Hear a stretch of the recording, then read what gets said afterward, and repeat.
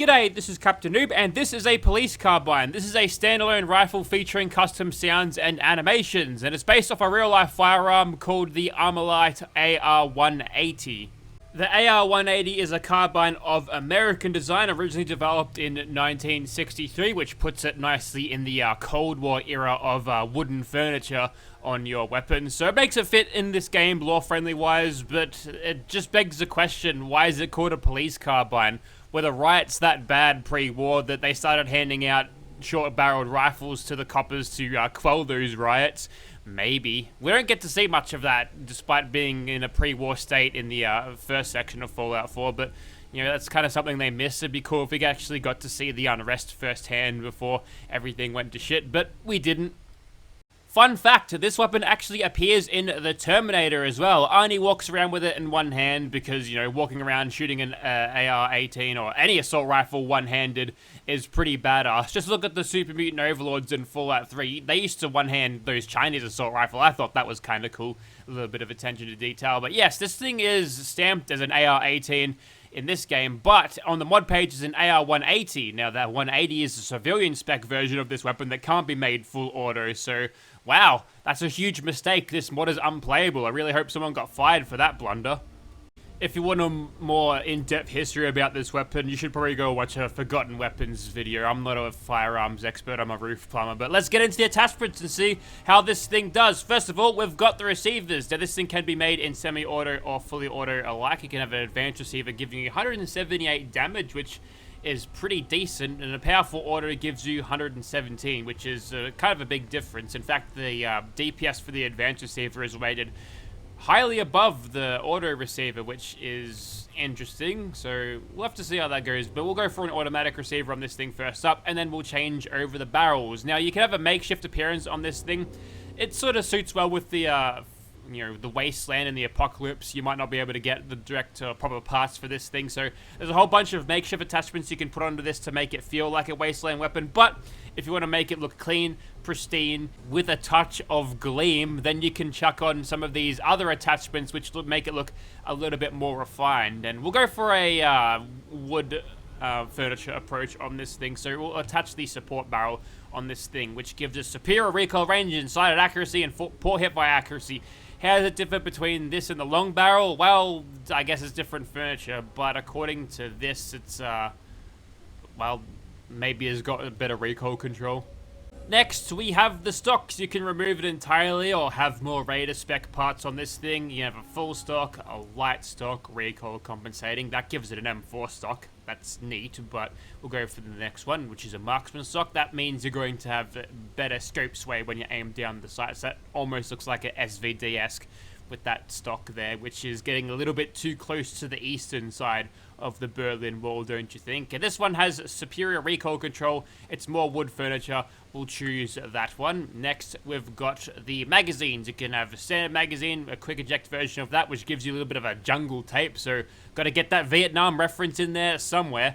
And there's also mediums, large, with jungle tape variants of those, and a drum magazine, which gives you big drum. And would you believe there's nothing you can do to tape two drums together, which, you know, it's fine. It would be unwieldy to do that. Next, we've got the sights. You can have standard sights, glowing versions of those sights. Gives you a nice ghost ring. I quite like that, actually. Holographic, reflex. These are all DAC attachments, so we've seen them before, including this laser sight, which makes you aim not with the sights at all, so that's cool. Combat scope, that's your ACOG see-through. And then you've got short, medium, and long versions, options for a thermal scope and a night vision scope, which perhaps this one just gives you night vision and highlights enemies to make it look like it's thermal, but I really like the look of this scope. I think I say it every time, but this thermal scope, it looks awesome. It's green though, so it clashes with my wood furniture, so we can't have that. They'll revoke my interior decoration license off me, so we'll go for a medium scope, and don't you worry, we're making something that's going to be great. Next up, we've got the muzzles, which you can't see, so I'll just shorten the barrel. So you can have a makeshift compensator, muzzle brake, and a suppressor, which gives you, like, what is that, an oil filter or something? Doesn't look like it'll be that good for suppressing rounds. Looks pretty hollow there, but whatever, I'm not a scientist. There's a muzzle booster here, which will increase your rate of fire, which I kind of love how the attachments with Dax guns always have or mostly always have this option to just increase your rate of fire, because it makes the options for muzzles a little bit less easy. It's either suppresses or nothing, because having a muzzle brake to control the recoil but reduce the range always sucks. Although the range penalty is not too bad on this thing anyway, but still, I'd rather have that extra 5 points of range if I could. But we'll go a suppressor on this thing because Ace Operator gives us 1400 DPS, which I think is quite good. Now let me change that barrel again. Got a legendary effect provided by legendary modification. Skip over that one. We'll go over to the foregrips. This is something under your barrel. You can hold onto it when you fire, and controls your recoil or makes your AP cost a little bit better. That one's pretty good, but again, we'll go for wood furniture on this thing. And of course, there's a Raider spec version of this thing if you want to make it look like it's out of a Mad Max film. Next up, you've got an extraneous accessory, including a flashlight, Recon laser, and VATS targeting module. Nothing that we haven't ever seen before, but we'll go for a Recon laser on this thing. If I'm scoping things from a distance, then might as well mark them on the map. Plus, it'll give me a little bit of an edge in close quarters combat where I might not have the ability to aim down sights and fight effectively, so that's a pretty good option for me. Next up, we've got the grips. You can have a makeshift grip there, very similar to that foregrip there that we saw a little bit earlier, and you pretty much got different grips. This one gives you better aim with scope, so another marksman attachment. That'll synergize well with the stock of the marksman variety, but since we've got a scope on this thing anyway, I don't think there's anything that would be a better choice, especially this one. That's clashing with the rest of the furniture, so we'll move on from that. And actually, no, that's it. All right, I'll show you to get them, and we'll see how these things do. There's a carry handle on this one too. Neat. Okay, so the police carbine starts spawning in at gunners, raiders, and shops at level 18. So grab at 88 caps. Are you kidding me? Bargain. Thank you, Cleo. There is also a unique police carbine for you to collect, but instead of going to a place and picking up weapon, it's a little bit more involved. So here we are outside of Neponset Park. That's where our little quest begins. There it is on the map. You've got Quincy right there, Gunners Plaza right there, Spectacle Island Castle there. For reference, you'll know this place if you find a bunch of Milex and these treasure hunters. Yeah, they're like raiders, but they're called treasure hunters, you understand. One of them will be carrying a treasure map, so make sure you make a mental note of where you kill these guys, because that treasure map, well, you're gonna need it. And opening the treasure map, you'll get yourself a map of the area. So obviously that's the Adam Cat's base right there. And if you look at it from the Adam Cat base under the banner, there is a what looks to be some sort of warehouse, which I believe that would be where the warehouse is, where all those random encounters are. And there's a billboard right next to it, so it should be easy enough to find. Yep, that looks about right. I suppose we'll start walking. Hello, Adam Cat. Kylie says hi. Hello, Duke. Excuse me. So we've made it to the warehouse. Only thing left to do is just search every single area of this place and we'll figure out where we go. Hey, look, there's a bunch of settlers around. Well, hopefully they don't pick up the weapon and start running around with it. Well, there's a duffel bag right there and... Oh, okay. I see how this works. Hi. Need to get back to Diamond City one of these days. Biggest town I ever saw. Well, I don't want to kill you because that would be murder, so... Oh! It's Furious! It's also the Unforgiven. Let me just... Oh, no! Well, I didn't want it to come to this, but I want it. Excellent.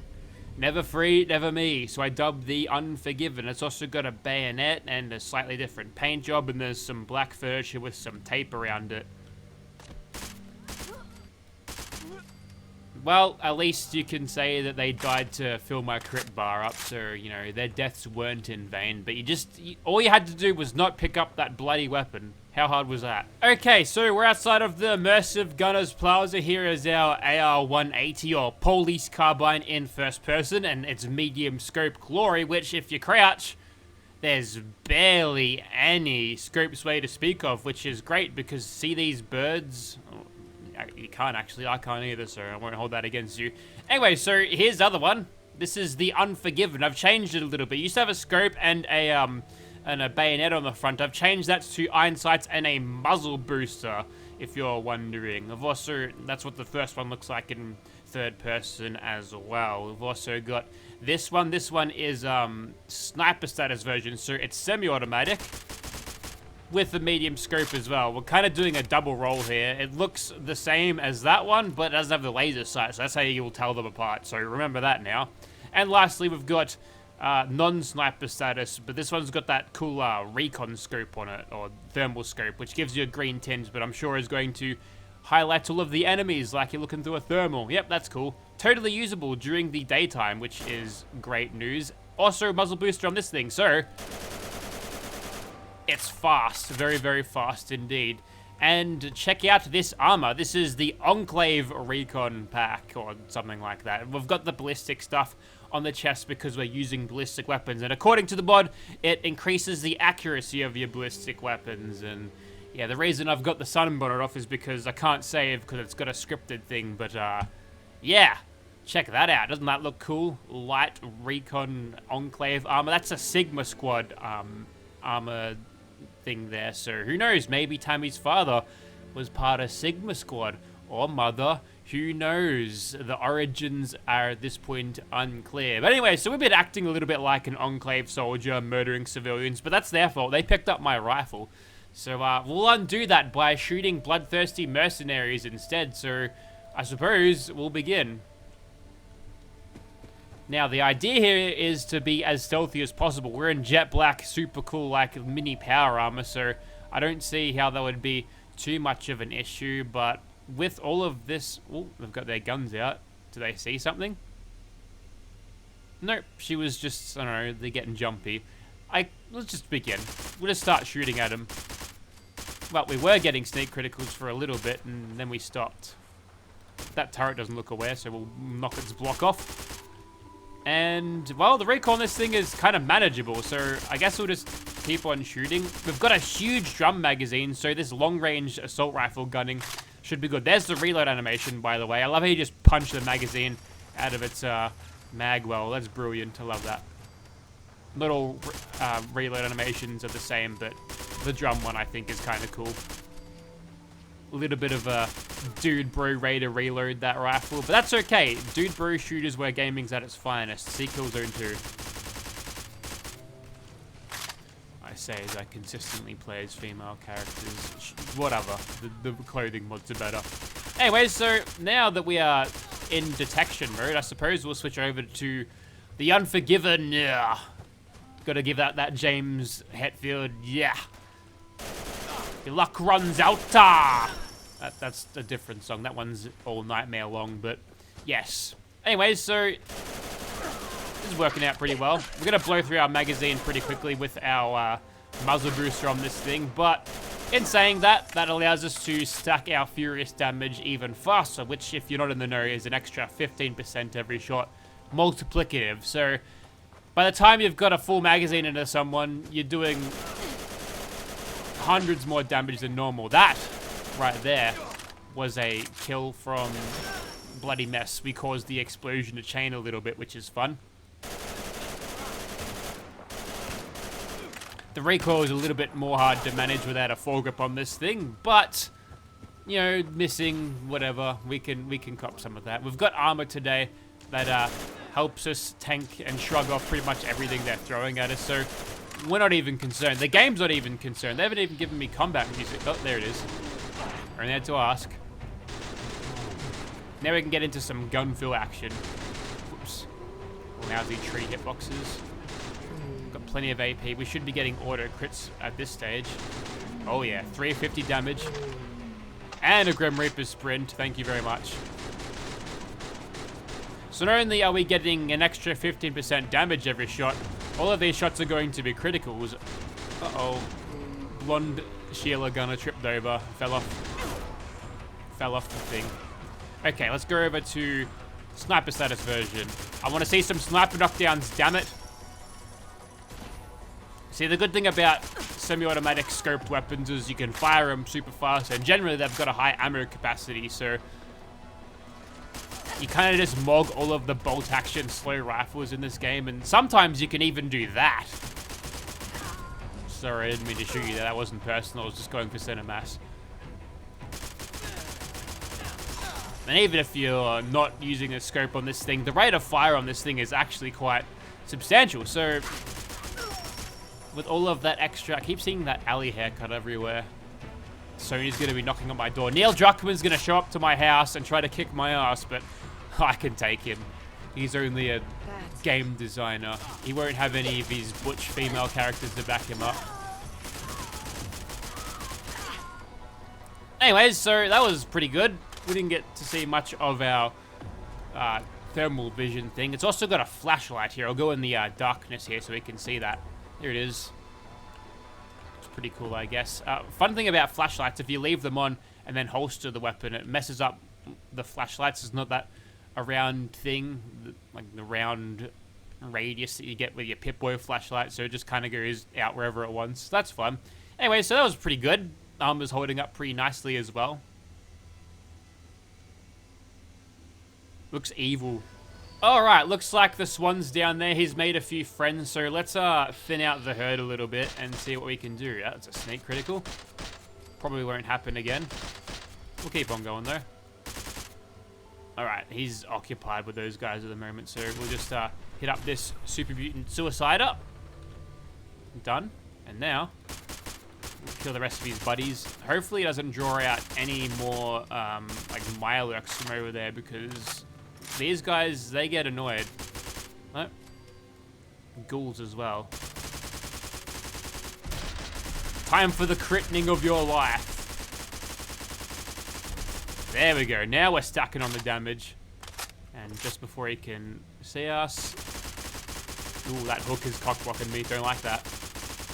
And down for the count. Must have been sitting in the shadows there to keep me nice and hidden, because usually he'd see me by then. But, you know, we're wearing this super sleek Enclave Recon armor. It doesn't actually improve your sneak stats as far as the game or the mod let me know, so there it is. Unfortunately, it doesn't have the red glowy eyes of the XO1 power armor, or the glowing eyes in general. Tonight's the night. We've got the truck. We're going downtown, gonna beat up drunks. Your turn to drive, I'll bring the beer. It's a late shift, no one to fear. Is he finished with these insects already? He must have killed them when I was looting the gun from that warehouse, right? Anyways, ride, how we ride. Sit down, Mr. Ghoul. I'm gonna one-mag you, I think. Not if I keep missing. I can probably do it. Oh, and the iframes, and he's gone to space. You all saw that. Okay. Oh, wait, no. Full damage is gonna take him, surely. No, not quite. There you go. Second man, or first ghoul on the moon. Neil Armstrong was a man, not a ghoul. Hope he enjoyed his trip. Unfortunately, won't get to tell anyone about it. So, whoops. Next monster. Okay, time for a little bit of furious fighting. So, I guess we'll just start shooting at these guys. Probably doing this the wrong way. Oh, I can't walk backwards? That was weird. Was I stuck on something? Oh, you can't touch me today, Mr. Bear. I'm going to focus all my firepower on this guy, because honestly... Oh, he's stuck. Great. Yeah, I'll get mauled by these bears. Can you just leave me alone for a moment? There we go. Now, where were we? Oh, it's a pylon here. This must be how the Legion felt during the battle for Hoover Dam. I love how, since they're so big, they get themselves into traffic jams like that.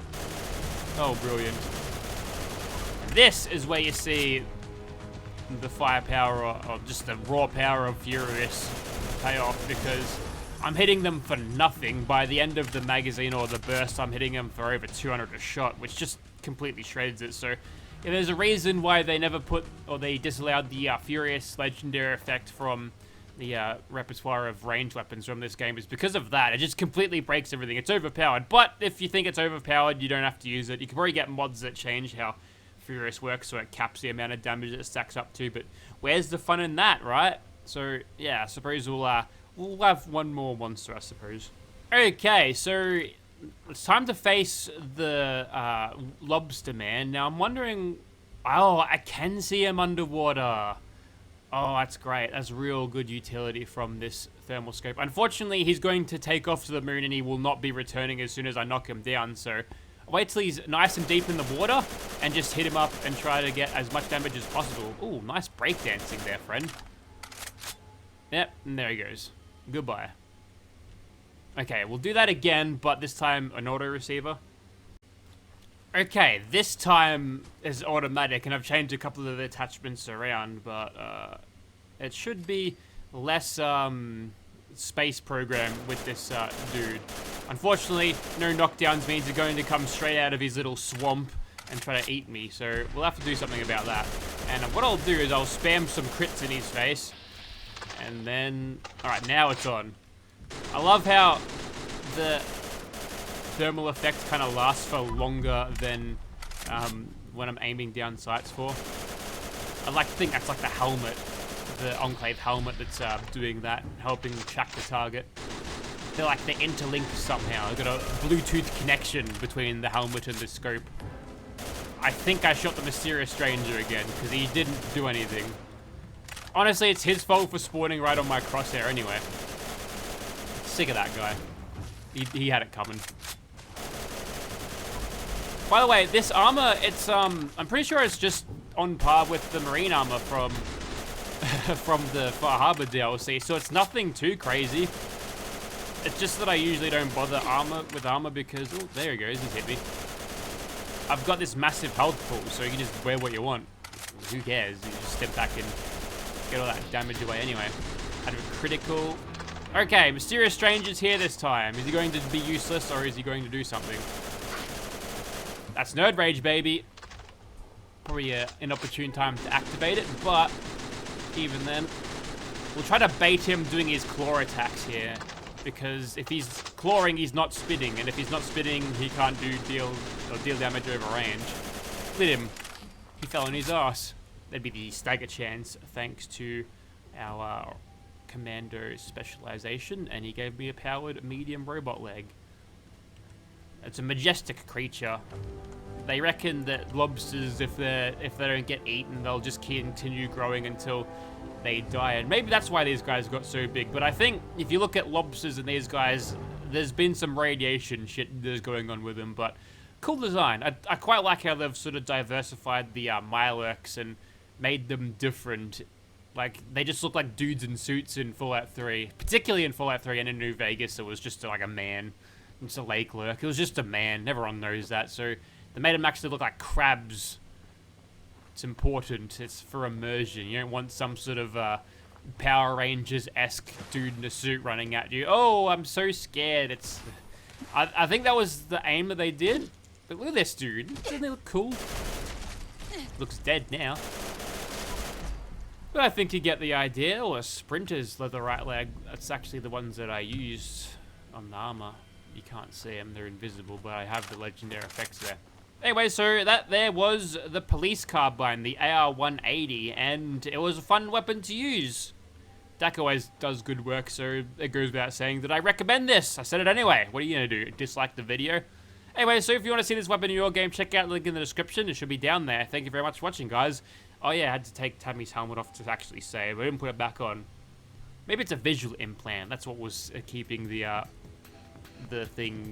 thermal vision going despite not looking down the scope. Goodbye, thanks for watching.